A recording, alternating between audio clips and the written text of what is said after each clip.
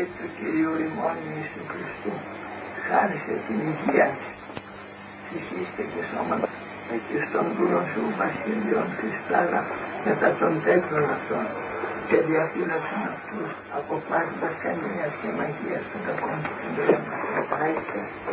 Προστάτευσαν αυτούς Κύριε και διαφύλαξαν αυτούς από παντός κακού, πρεσβείες της Παναχράμου σου και προωθήτησαν και πάντων σου των Αγίων.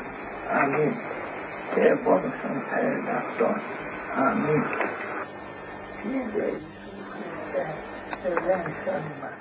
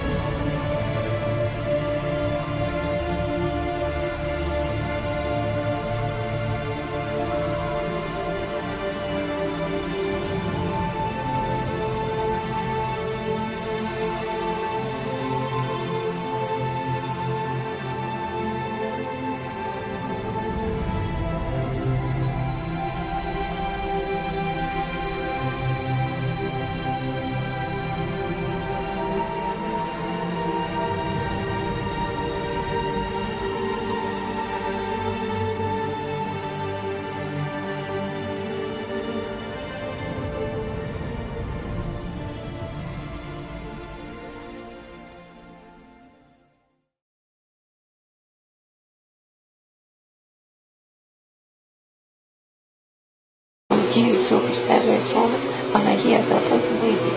Αυτά μπορεί να σου πει πέρα και πέρα. Κύριε Ιησού Χριστέ, ελέησον, Παναγία Θεοτό του βοήθεια. Όταν αυτό το κάνουμε εμείς όλοι, οπωσδήποτε θα σου δούμε.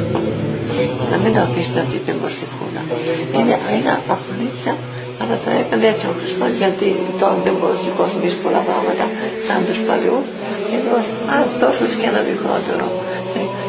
Πρέπει να ταπεινωθούμε, να γεμάται και άμα ξυπνήσει Κύριε Ιησού Χριστέ, και στον δρόμο και όπου όλη την ευχή Και πάλι αυτή η προσευχή θα γίνεται θυσία, σωτηρία.